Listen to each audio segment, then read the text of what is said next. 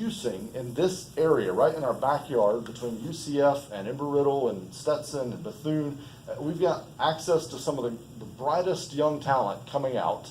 And I'll tell you, I taught at Riddle. It wasn't my main job. I just, on the side, I would do some teaching because I like to stay connected with the students.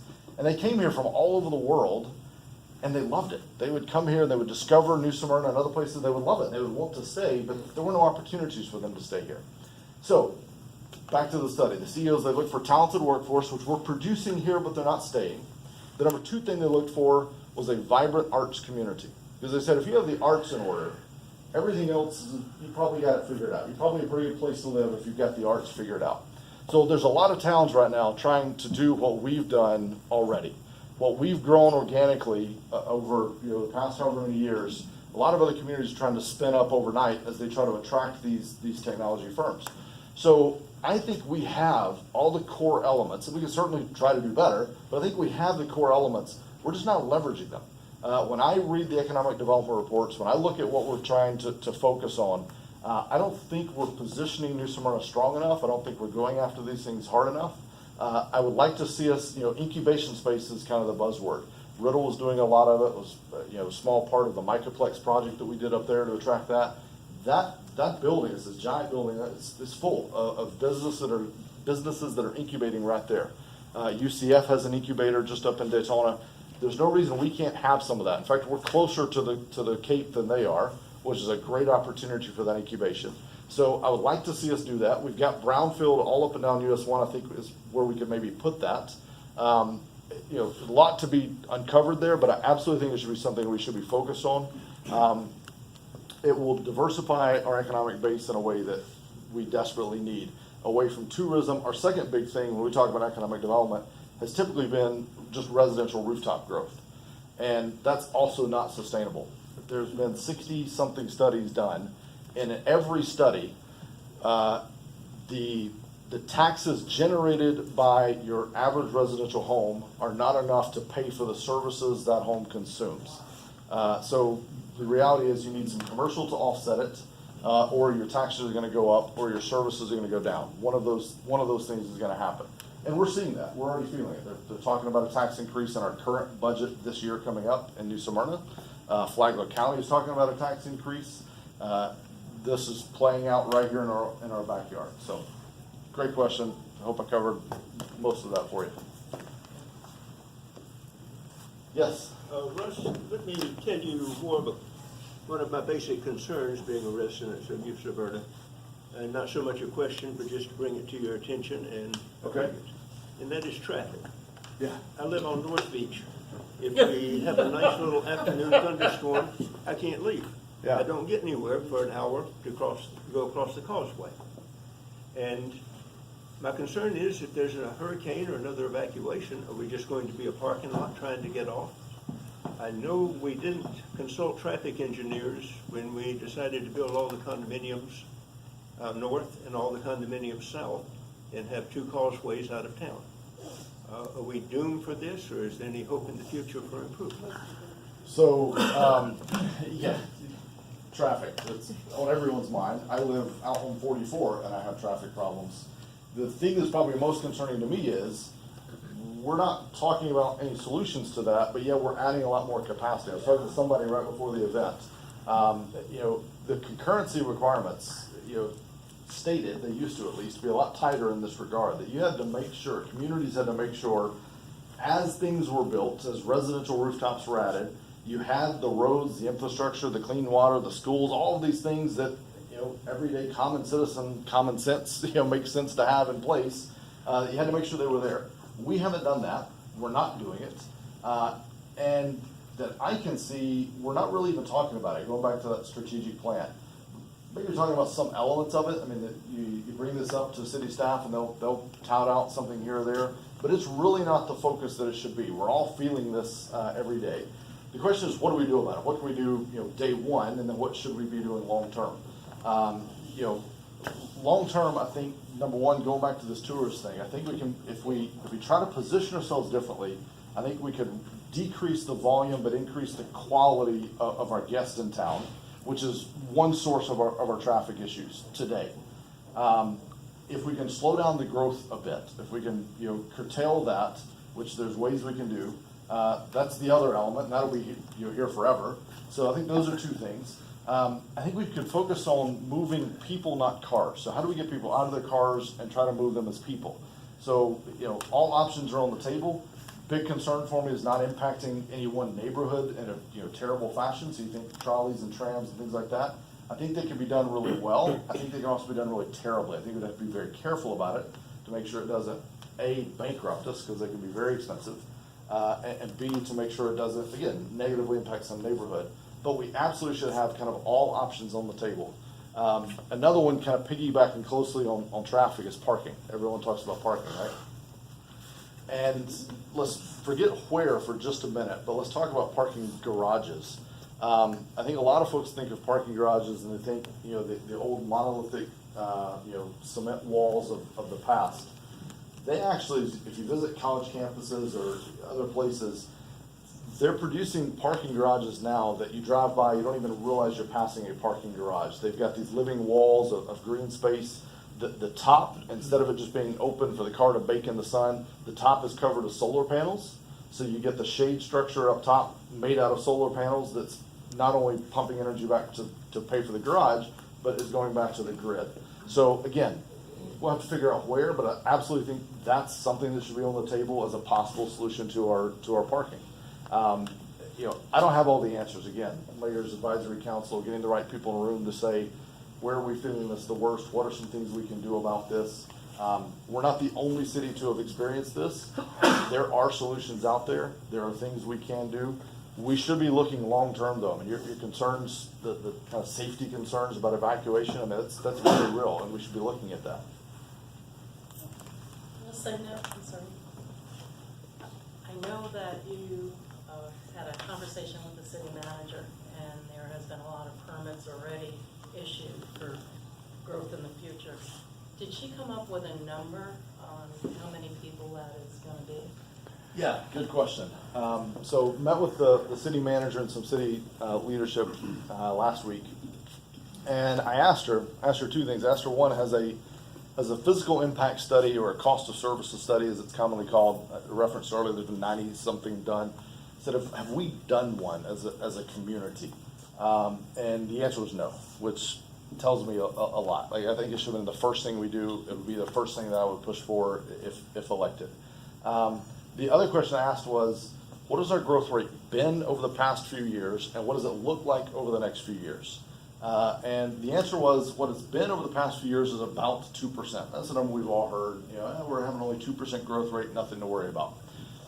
Just with the projects that are permitted right now, on the slate, about to happen, the growth rate over the next 3 to 5 years is going to be in the 10 to 15% range. Okay? Straight from the city manager.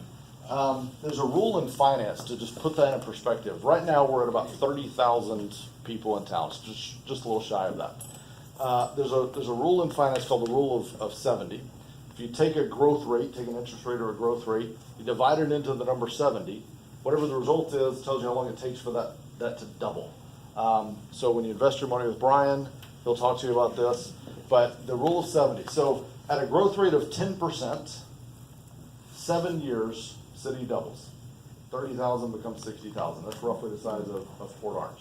This isn't a scare tactic. This is just what I've been told. This is the reality of the situation. This is what we're facing. And I absolutely think we need to be doing more about it. If nothing else, to the point you just raised, we need to be planning for all the concurrent requirements that will come along with this, to the extent there's nothing we can do to possibly slow some of this down. I want to talk just a minute, and I talked about it briefly earlier, but standards. I'm big on standards, and there's some that are, either for growth or, their business is related to development or whatever. And I think the perception can be that standards are kind of anti-growth. And they're not. Standards can be great for business. Having a standard, going back to Sedona, having a standard doesn't mean that activity will stop. It just means the activity will meet certain standards. It means that it will look and feel a certain way. And it won't be bad for business, it will attract different businesses.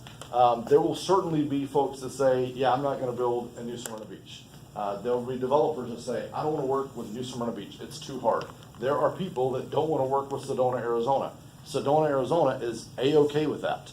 They wanna work with people that wanna be a part of the community of Sedona, Arizona. They're not coming in to make a quick buck, they're coming in to be a part of the community, to give back to the arts, to give back to all the things that we care about. Somebody brought up the other day, and I thought it was great, you know, we as a community have invested a lot of time and money and energy and resources into kind of enhancing what we are today, building this arts community and all these other amazing things we have.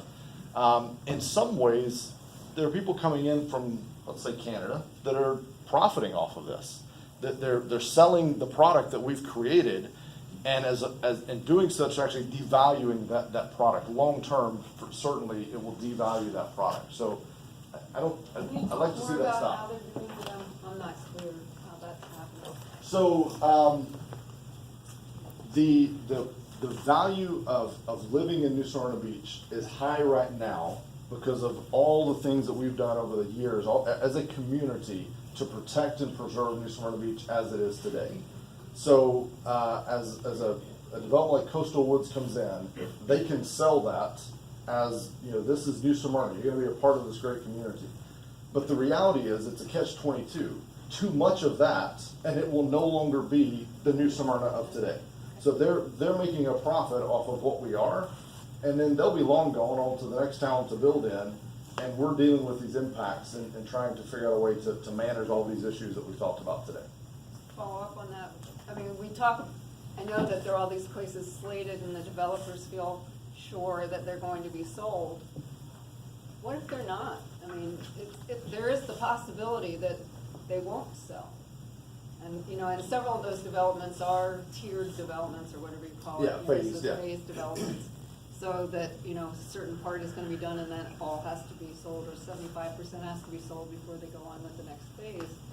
So maybe a case in point would be the place on the North Causeway, those high rises that unfortunately are replacing that god-awful dead mall that was there. And on And the main fact roads. that they keep going on, and the mangroves. Yeah. The fact that they keep going on, building after building, does that mean that all those have been sold already? And people have bought them, that they're able to do that, or are they just, I mean, is there, Yeah, so. do we know that? So a couple points there. Thank you. One, no, I don't know that those units are all necessarily sold. I can tell you their intent is to sell every single unit. Yeah. To the extent they do, that's one problem. To the extent they don't, that's a whole other problem. That also could be coming down the pike. And let the economy pull back a little bit, just a skosh, right after they finish all this inventory, and let's see how we deal with that as a community. There's a lot of communities that dealt with that during the recession, and they were worse than the ones that, than they were going into it. So, two separate kind of issues there. If we're gonna have growth, I like the phased approach. One of the things about the phased approach we have to be careful of, I think sometimes we accept all the bad up front and the good will maybe get built. And I think that a lot of citizens were very concerned about that in this latest, with the AOE site. And I think the community, the right outcome was achieved there. That we said, no, we own this as a city. So this one you can't threaten lawsuit, this one you can't threaten all the other things that are often threatened. We own this as a city, and the concern there was, you're saying you're gonna build all this, but you're really only building this today, and then we're just gonna hope that the rest of this comes to fruition. We deserve better. We deserve to have higher standards. We deserve better for New Smyrna Beach.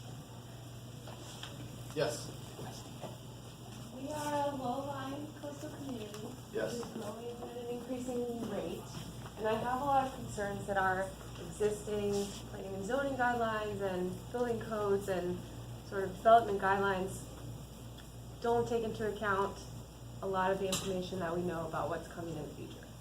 So what may have been approved 10 years ago that wasn't in the floodplain then, and maybe isn't in the floodplain today, but may very well be in 10 years. So I'm curious if you feel like that's a conversation the city has, knowing, you know, that we're going to be facing sea level rise and increased frequency of storms, increased intensity of storms.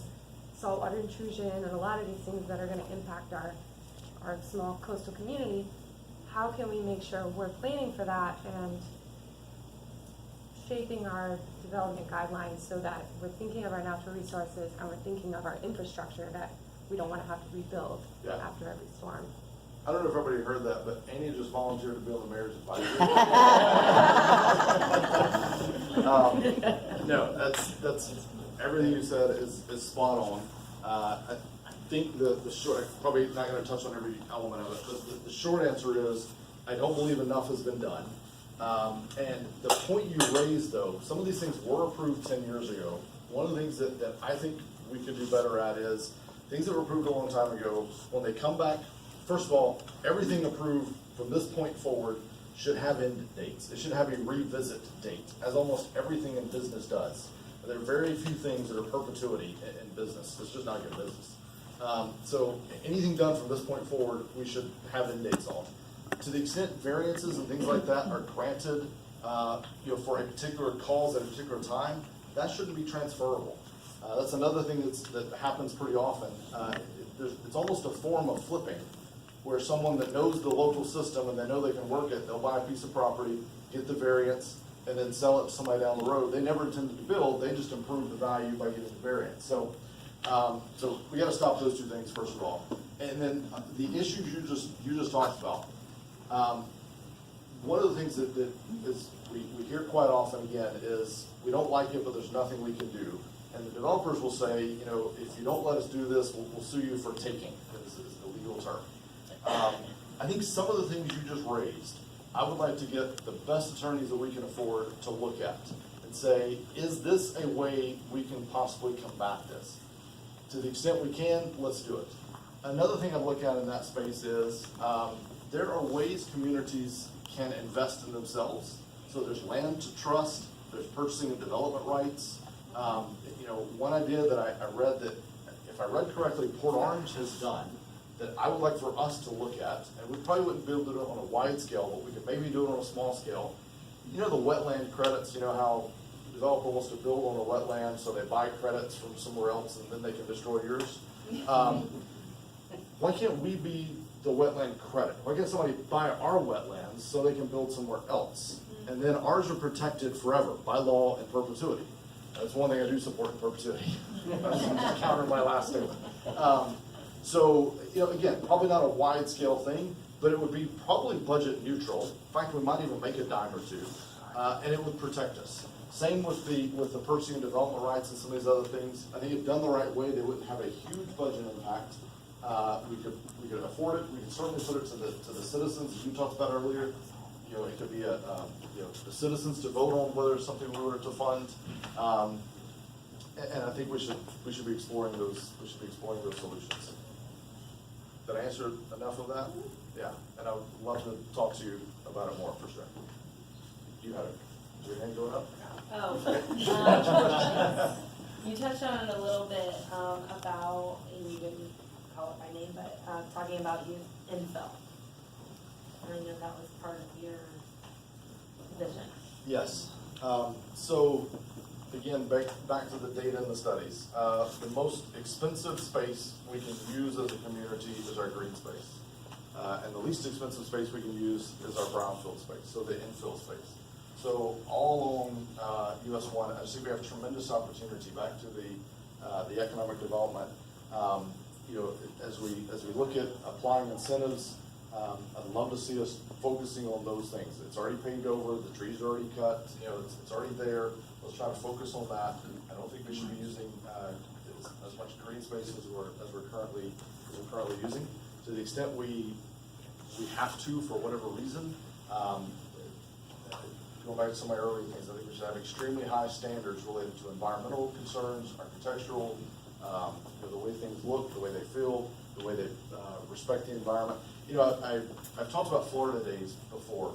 I don't know, most of you hopefully have kind of driven through there. I'm a big fan of Florida Days and how they, it's right there on their website. And I'm not sponsored by Florida Days. I don't know them from Adam. But I like what they did. If we were going to develop, if we're going to have growth, if it looked like that, I think we could be very proud of what New Smyrna will look like. One key to that is they're locals. As I understand it, they've been here for a long time. And I think that just changes the nature of it. I think they appreciate what we are. They're gonna live with the product for a long time, so they approach it in a completely different way, so. Yes? Two things, both of them concern the tide. One of them concerns something that gentleman over there said, and something concerns something you said. If you go to about 160 North Riverside Drive, and look at the new construction on the North Causeway that's going up, and you look at it and you realize that it's only about 28 inches above the water. Yeah, I was swallowing hard when I stopped and really looked at it the other day and went, if we have any surge at all those buildings, I admit that the bottom ground is all garage. Yeah. But it's still all gonna be underwater. Right. There's no way. I don't know how, I just wanted to mention that has to do with tide. Yeah. And we're not talking about a storm, but if we get one, wow. The other part of the tide is you can't control the tide. It comes in every 12 hours and out every 12 hours. So, well, that's the way it is.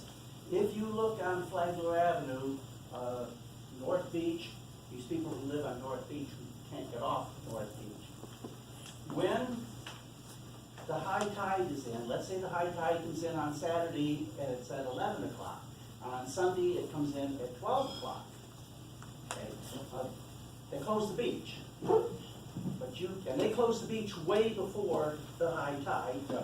Okay? You got all these people who are coming across. It is solid all the way out to the interstate.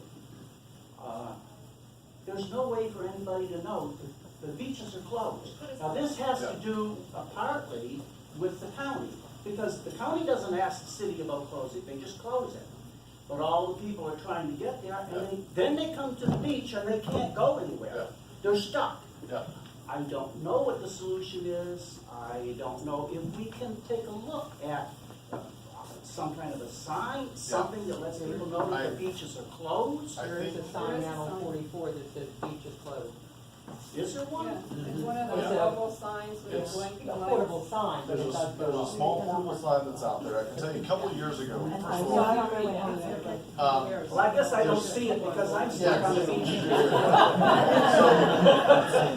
can't get out there. You don't wanna be out there, trust me, it's bad like that. So we can't control the tide. The reality is, sea levels are rising. We can argue about why some of the time, but that's the fact. The data says that they're rising. Miami's having sunny day floods. So sea levels are rising. We should be preparing for that. I'm hopeful eventually the free market will help solve that problem, because you won't be able to insure a lot of these things. And so some of this stuff will just have to move back because insurance companies will say, I'm not paying for it to be rebuilt. I also think that the city should be able to guide it, especially if it's built, kind of this point forward, because that's the chance you take. Get your own insurance. The city's not going to be a part of this. So that's the first issue brought up. With related to the signage, I absolutely think that we should be doing more on that from a communication standpoint. That they have a temporary sign they put out there. I haven't seen it as much this year. I know it was out there a couple years ago. I haven't seen it this year, if I'm honest. I think it did help a little bit while I was there, but I think we could do more. If we're gonna be Orlando's beach, which I don't support, but if we're gonna be that, maybe we can at least give them an app so we can give them some information about the beach, like when it's closed or, things like that. So I think there are certainly some really cheap things we can do. The long-term solution to that problem, though, is going back to some of the stuff we talked about earlier with the, how do we curate who is a guest here and make some of those changes. Some of it, you're always going to have on sunny days, on a weekend, you're going to have some traffic, and so we can communicate with that a little better. Digital signage is really, really cheap. So I think we can do more there. Yes. Will you take money from developers?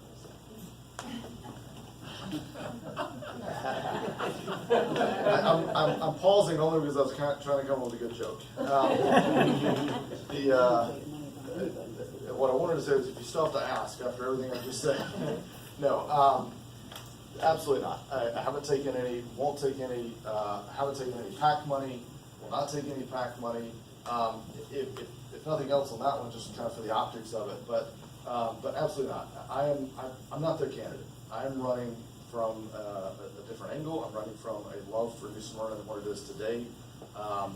And I'm proudly supported by a lot of citizens like you. I'm not even taking money at this point from corporations. Not that all corporations are evil, again, just for the optics. I'm a part of the community, that's what I represent. I have no, I word this carefully, I'm very vested in the community. I care very deeply about the community, but I'm not invested in the community. My employer isn't here, I don't have a business here. The joke is, unless the proposal is to pave my front yard, I'll be able to sit on the dais with absolutely no conflicts of interest. And I'm very proud of that, and I don't plan to gain any conflicts of interest as I go through the campaign by nature of whose donations I take. So, I'll conclude. I'm happy to answer any other questions afterwards, but I'll conclude with a story. The other day, absolute true story, I bought a dishwasher. My wife has been wanting a new dishwasher. She thinks ours doesn't work. I think she packs it too full. So, that's all right. Someone's calling Angie to ask who to vote for. She's gonna tell me.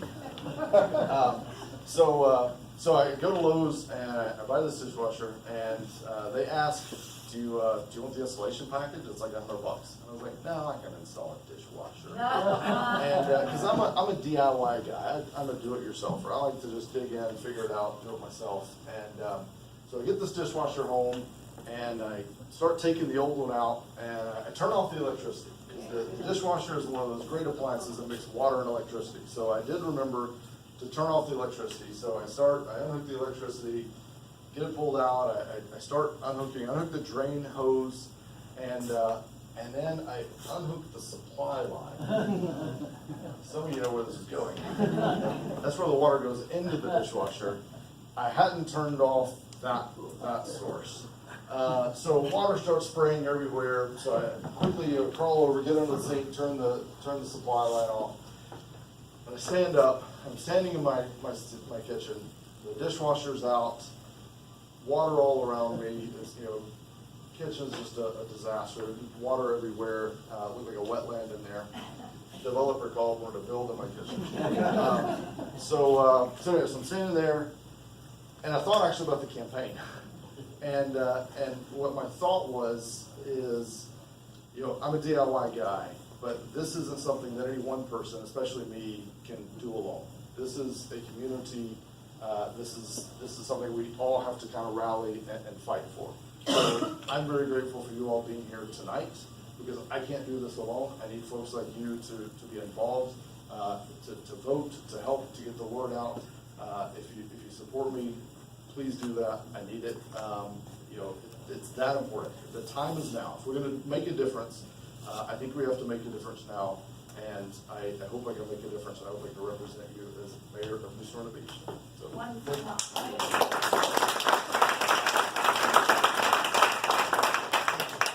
Will you accept money from anyone in this room tonight?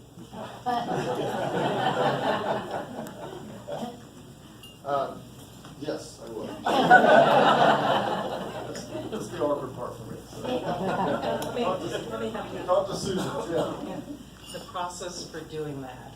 We're desperate for two things: money. He's sacrificing our